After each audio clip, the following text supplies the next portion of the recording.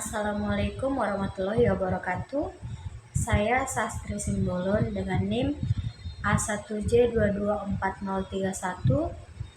Dengan video ini, saya akan membahas materi yaitu pendekatan semantik. Mari kita simak materi tentang pendekatan semantik. Semantik adalah cabang ilmu linguistik yang membahas makna dalam bahasa. Kajian mengenai makna memiliki berbagai pendekatan yang digunakan untuk memahami bagaimana suatu kata, frasa, atau kalimat memperoleh maknanya sebagai pendekatan utama. Dalam semantik, yang sering digunakan adalah pendekatan referensial, ideasional, behavioral, dan kontekstual. Pendekatan referensial melakukan hubungan antara kata dan objek yang diunjuk di dunia. Pendekatan ideasional berfokus pada fokus atau ide yang dapat dalam pikiran seseorang ketika memahami suatu kata. Pendekatan behavioral melihat makna sebagai respon terhadap stimulus dalam komunikasi. Sementara itu, pendekatan kontekstual menganggap makna sebagai sesuatu yang bergantung pada konsep penggunaan dalam suatu tertentu. Memahami berbagai pendekatan dalam semantik sangat penting, terutama dalam kajian bahasa, penerjemahan, dan analisis wawancara. Selanjutnya, saya akan membahas pendekatan referensial. Pendekatan referensial dalam semantik memiliki hubungan antara bahasa dan di dunia nyata.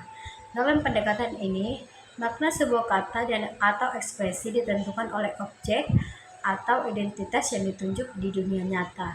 Misalnya, kata kursi merujuk pada objek fisik yang digunakan untuk duduk. Abdul Chair dalam bukunya Pengantar Semantik Bahasa Indonesia menjelaskan bahwa makna referensial adalah makna yang langsung merujuk pada benda, peristiwa, atau keadaan di dunia nyata. Pendekatan ideasional. Pendekatan ideasional berfokus pada hubungan antara bahasa dan konsep atau ide dalam pikiran manusia. Menurut pendekatan ini, makna ditentukan oleh representasi mental atau konsep yang dimiliki oleh penutur bahasa. Sebagai contoh, kata anjing memunculkan konsep atau gambar mental tentang seekor hewan.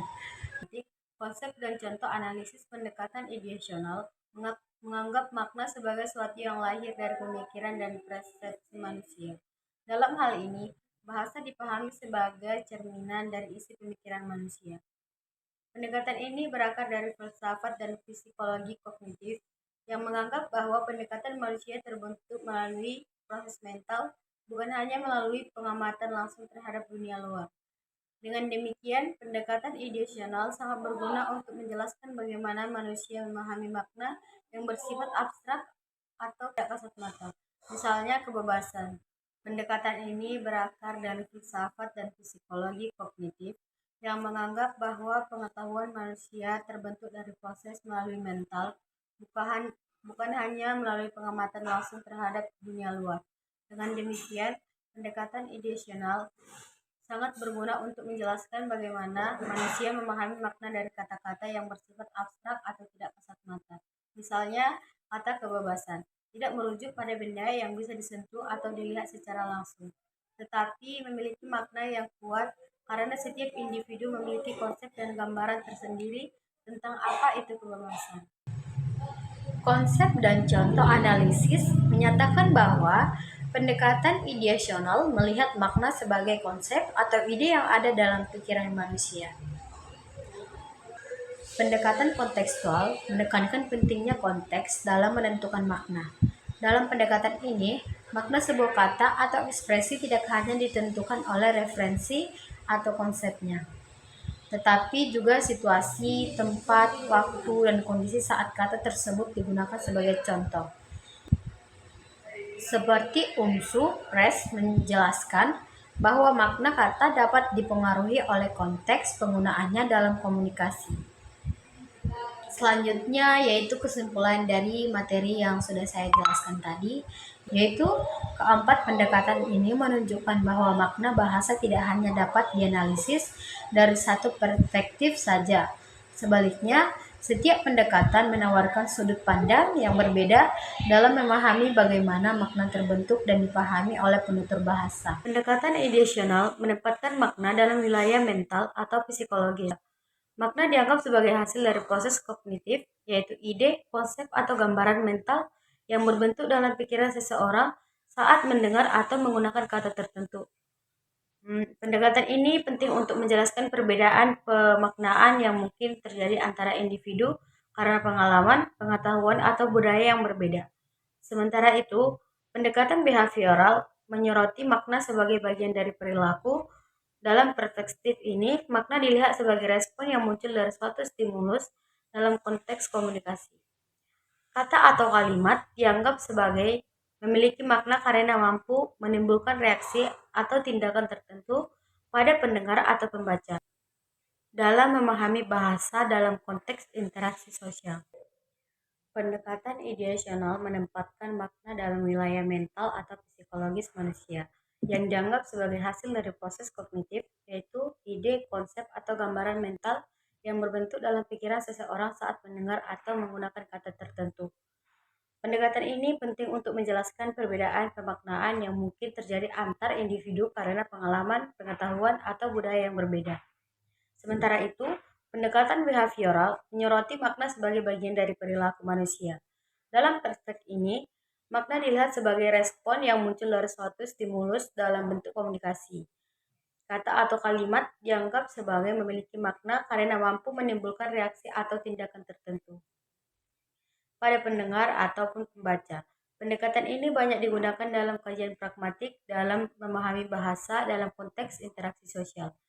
Pendekatan konteks menawarkan pandangan bahwa makna sangat bergantung pada konteks penggunaannya.